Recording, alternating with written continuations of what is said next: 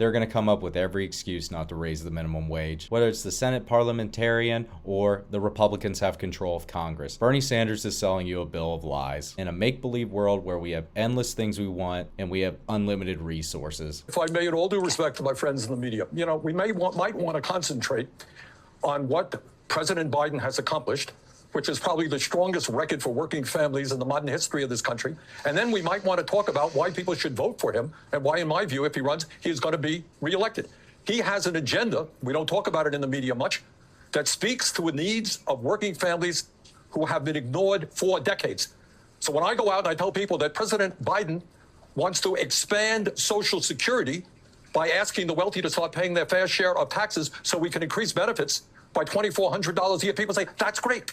And when I say President Biden wants to expand Medicare so that we can cover dental, hearing, and vision, I know the media, these guys make a lot of money, not much interest in that. But if you're a senior who can't afford to go to a dentist, that means a lot. And if you have cancer, or have had cancer treatment, and you went bankrupt or you lost your home because of the outrageous cost, President Biden wants to end all medical debt in this country. He has a massive housing program which will deal with the crisis that exists all over this country.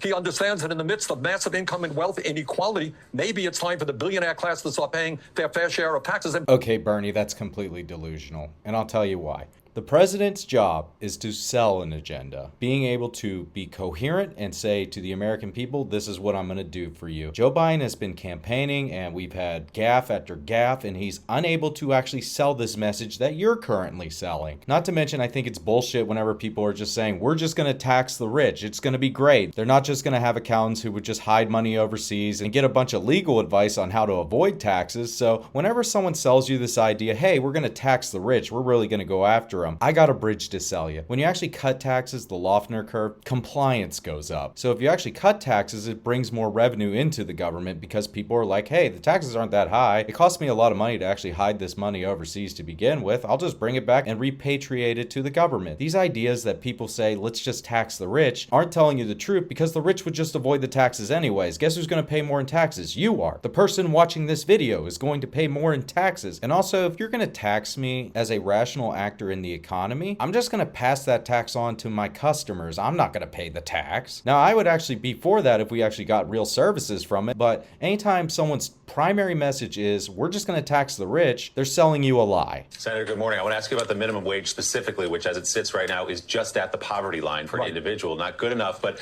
it's not just the media. It's not just, people who are billionaires and everybody else worried about their lives. It's your colleagues in the Senate. John Tester came out yesterday. As you know well, Chuck Schumer has expressed this concern to the president as well. They're just worried that with Joe Biden at the top of the ticket, they may lose their seats and you may lose the Senate. What I think? What do you say to them? I am very familiar with that, believe me.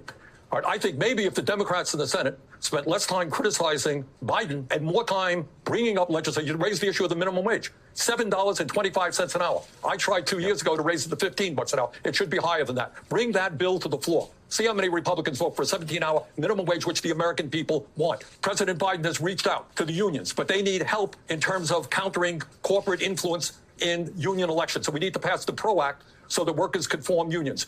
We need to make it clear which side Congress is on in terms of climate change. We've done a good job with women's rights. We've made it clear. Virtually every Republican, not everyone, but all Republicans do not believe that women should be able to control their own rights. We've got to take that fight on economic grounds as well. We have to deal with income and wealth inequality in this country.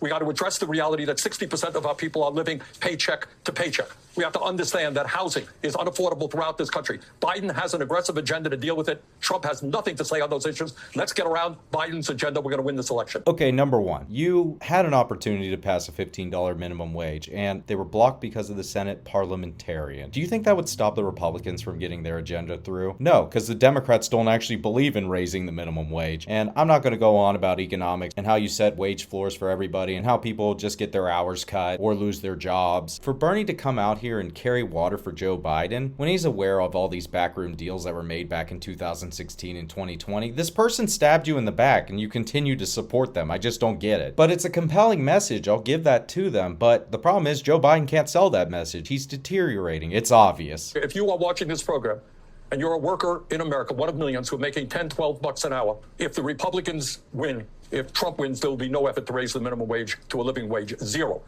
So we are trying to bring that wage up. We have almost every Democrat on board. I want more Democrats on board.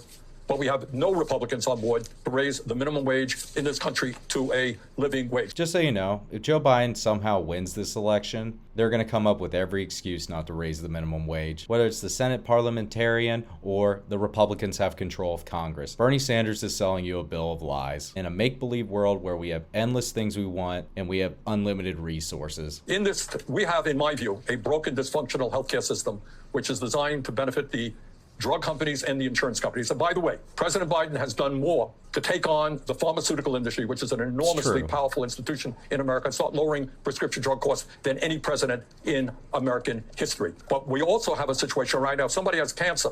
Unbelievable. Unbelievable. You have cancer right now. You got to worry about getting well. But you know what? 1 out of 4 people who have cancer treatment are dealing with bankruptcy. They're losing their homes because they're running up bills of hundreds of thousands of dollars. How insane, how cruel is that? The president wants to end all medical debt in America. That's a step forward. It's the right thing to do. There we have full agreement. So I think the best way to do this is actually give the people a public option for health care. I don't think Medicare for all is going to work because hospitals are in cahoots too, and they would just charge whatever they could to the government. Hence, we're going to make our national debt even worse than it already is. But if we had a public option, there would be an entity competing with insurance companies that doesn't have a profit motive. So I think that would be the best way in order to try to address medical debt because it's ridiculous in the United States. We pay the most money, but we don't have the best outcomes. We're the one industrialized country that does not guarantee healthcare to its citizens. But I don't think the solution, we're just going to tax the rich people who work in businesses that might have very small margins, and they're somehow not going to pass that tax on to you, the customer, or just hide their money overseas. Oh, I also forgot to mention one more thing. Joe Biden said he would propose a public option for healthcare. Didn't bother proposing it. You're being had, Bernie. Briefly, you support President Biden, but you have been critical of his handling of the war in Gaza. Yes. Prime Minister Netanyahu is expected to be in Washington soon. What do you hope you hear from him, and how do you judge the president's handling of the crisis now? I think the president is dead wrong on support for Israel in this war. Hamas is a terrorist organization. They invaded Israel. They killed 1,200 innocent people. Absolutely outrageous. The head of Hamas, Sidwa, is a war criminal, to my mind. Israel had a right to respond, but they do not have a right to kill 38,000 men, women, and children who are Palestinians, or to destroy the infrastructure, to destroy the housing, to destroy the medical system. What Israel is doing right now in their military campaign under Netanyahu's right-wing extremist government is horrendous. I personally believe that Netanyahu is also a war criminal. All right, Bernie, we can have some agreement here, but at the same time, I think it's really hard to make the case that Joe Biden has used his leverage as president to pressure the Israelis to actually listen to us. They've been ignoring Biden the whole time, and maybe that's because some of his cognitive decline, because I don't think 2016 Biden or 2012 Biden wouldn't let Benjamin Netanyahu make him look like a fool on the world stage. But the other element of that is Hamas. They do hide behind civilians. They could care less if civilians die. And it's very difficult for Israel to actually fight an enemy like that literally doesn't care about its own population. You may have disagreements with Benjamin Netanyahu and how he actually has waged this war. He obviously has no end game. And I think the only way we're ever going to get to peace is a two-state solution. But the United States has blocked every effort by the UN to give the Palestinians a state. Are you just going to keep being had, Bernie, and just believe Joe Biden when he says he believes in a two-state solution? His actions say very differently. He keeps using the political capital of the United States to protect Israel. And I think we've got to do everything we can to end that war